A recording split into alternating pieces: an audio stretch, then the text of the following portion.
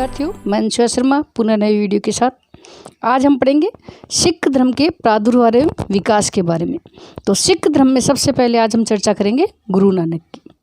देखो, सिख धर्म का प्रादुर्भाव क्यों हुआ था, क्योंकि जब ये 18वीं सदी की बात है, 13वीं सदी में पंजाब में क्या हुआ था कि मुस्लिम राज्य की स्थापना हो गई थी।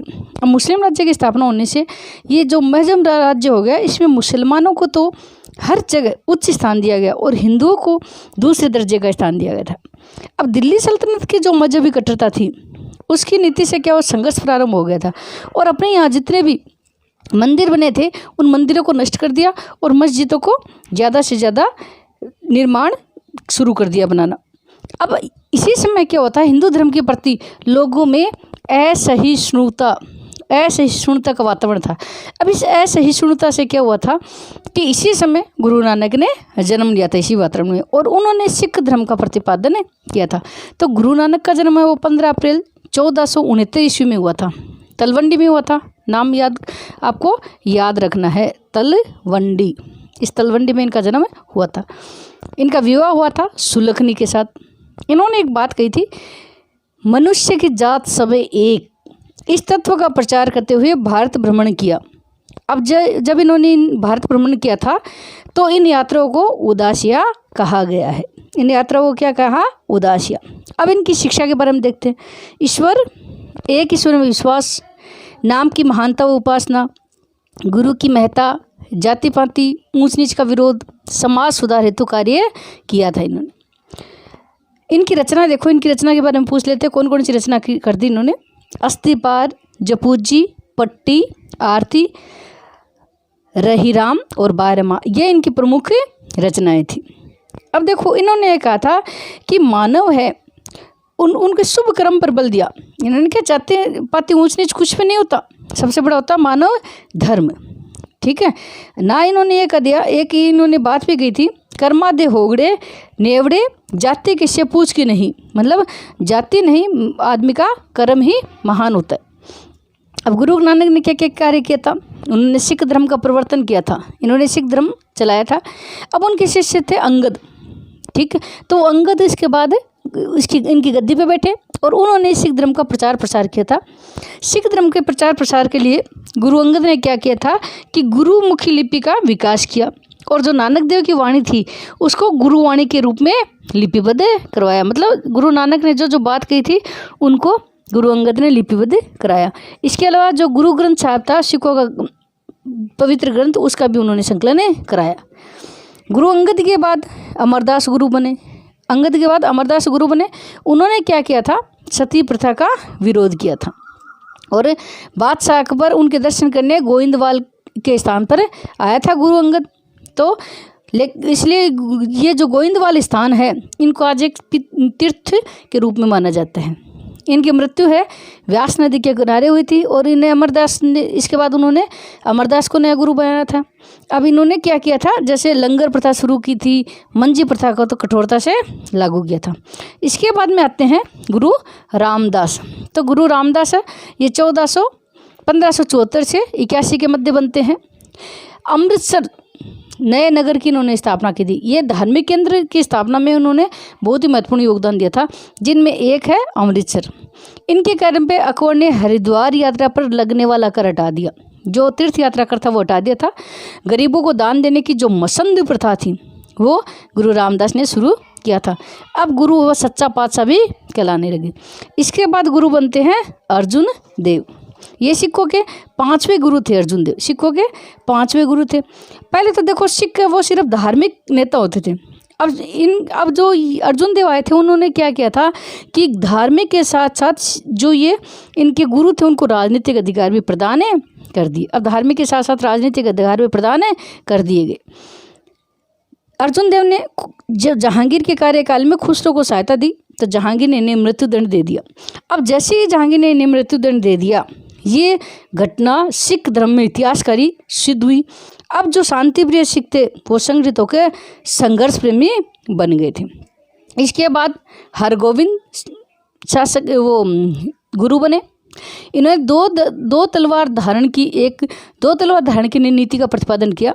एक जो तलवार थी वो थी पीरी, यानी इनकी धार्मिक गद्दी का प्रतीक थी। एक मीरी, जो इनकी राजनीतिक पदवी और शक्ति का प्रतीक थी। इन्होंने क्या किया था, जो पहले क्या भेंट में धन लेते थे, इन्होंने धन के स्थान पे अस्त्र शस्त्र लेना भी शुरू कर दिया था। ठीक है। अब सबसे इम्पोर्टेंट प्रश्न ये बनता है इनमें कि 1699 में इन्होंने अकाल तख्त का निर्माण करवाया था।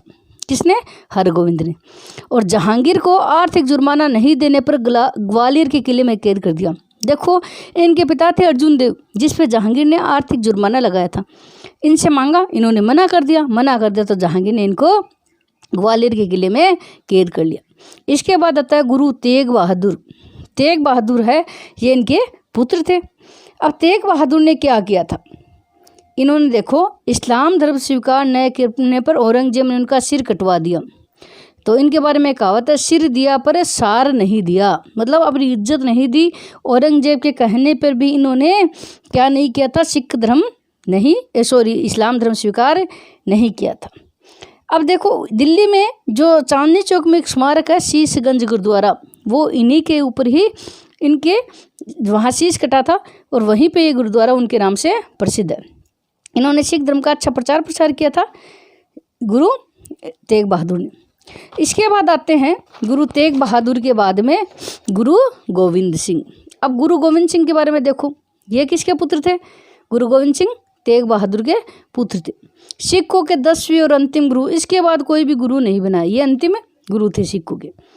लाहौर में जो सूबेदार था, लाहौर के सूबेदार को इन्होंने नांदेड़ युद्ध में पराजित किया था। लाहौर का जो सूबेदार था वो क्या था, सिखों पर मतलब अत्याचार करता था। ठीक है, तो इन्होंने उनको नांदेड़ युद्ध में हरा दिया था। और उन्होंने क्या किया था, सिख धर्म में जो कुरीतियाँ आ गई थी, कई कुरीतियाँ आ गई थी धीरे धीरे, तो उन कुरीतियों को दूर करने के लिए उन्होंने 1699 ईस्वी में खालसा पंथ की स्थापना की। इंपॉर्टेंट प्रश्न है, बहुत पूछते हैं, खालसा पंथ की स्थापना कब और किसने की? पंच प्यारे पाहुल, ये जो नई प्रथा थी ये इन्होंने शुरू की थी। सिखों के लिए 5 ककार, मतलब कैसे शुरू होने वाले 5 चीज़ें इन्होंने अनिवार्य कर दी। कच्छ, कड़ा, केश, कृपाण, कंघा, ये रखना अनिवार्य कर दिए थे। अब इस समय दिल्ली सल्तनत पर औरंगजेब का अधिकार था, तो 1699 में उन्होंने जो आनंद साहिब थे वहाँ एक सैनिक केंद्र खोल दिया। ठीक है, इससे क्या हुआ था कि वो नाराज़ हो गए तो 1600 मुगल नाराज़ हो गए। तो 1605 में इनको क्या हुआ, मुगलों के आक्रमण के कारण को उनको आनंद सिंहपुर है वो छोड़ना पड़ा। अब जब ये आनंद सिंहपुर छोड़े थे तो उसी समय औरंगजेब ने इनके 2 पुत्र थे, एक जोरावर सिंह एक फतेह सिंह, इनको दीवार में जिंदा चुनवा दिया। इसके बाद औरंगजेब ने इनको मिलने के लिए बुलाया, लेकिन जब ये जा रहे थे तो उसी समय उनको सूचना मिली कि औरंगजेब की मृत्यु हो गई। तो ये बाद में औरंगजेब से नहीं मिले और 1 अक्टूबर 1708 में इनकी मृत्यु हो गई। अब थोड़ा सा हम बंदा बैरागी के बारे में देख लेते। बंदा बैरागी का मूल नाम था माधो दास।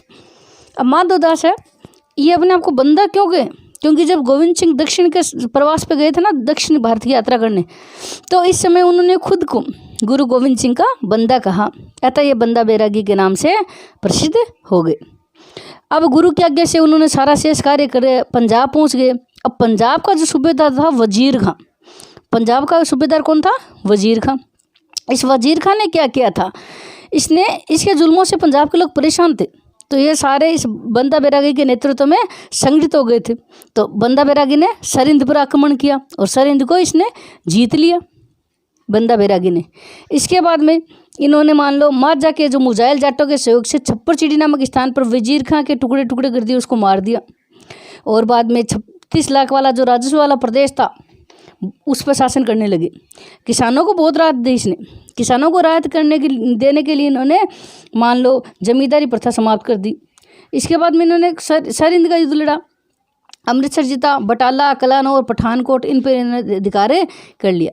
मुगलों के साथ भी इनका संघर्ष हुआ और मुगल सम्राट जो फर्रुखशीर था उन्होंने इसको मौत के घाट उतार दिया था। ये बंदा बैरागी महान त्यागी थे, शूरवीर थे, साहसी थे। इसके बाद थोड़ा सा आपके सिलेबस में और है, वो है रणजीत सिंह। अब रणजीत सिंह के बारे में हम देखते थोड़ा सा। रणजीत सिंह है, उनका जन्म 13 नवंबर 1780 में गुजरावाला में हुआ था।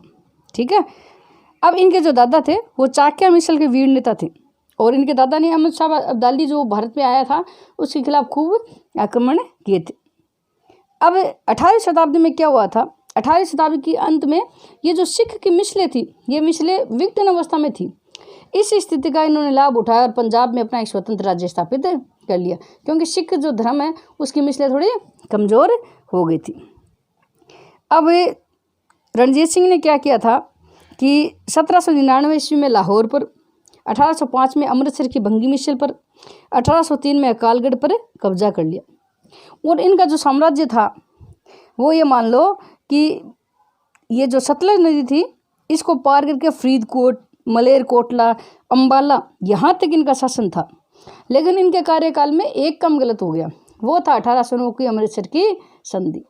ये अमृतसर की संधि से इनकी थोड़ी सी ये मान लो कि स्थिति अब डांडोल हो गई, क्योंकि इसके बाद उन्होंने सतलज नदी के जितने भी पार के प्रदेश थे, उस नदी के पार के, उस पर उन्होंने अंग्रेज़ों का अधिकार स्वीकार कर लिया। इससे इनकी थोड़ी इज्जत कमी मान लो हुई थी।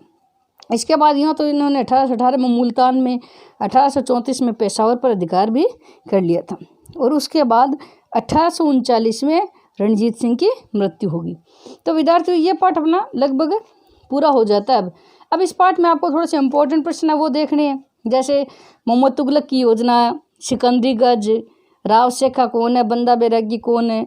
इसके बाद मराठों के युद्ध में शिवाजी का योगदान देख लेना थोड़ा, हल्दी घाटी का युद्ध और सवाई जयसिंह का जो योगदान है वो। इसके अलावा अति लघु प्रश्न तो लगभग सारे इंपॉर्टेंट हैं, तो इनकी आप अब तैयारी करोगे अगले वीडियो में नए चैप्टर के साथ। तब तक के लिए धन्यवाद।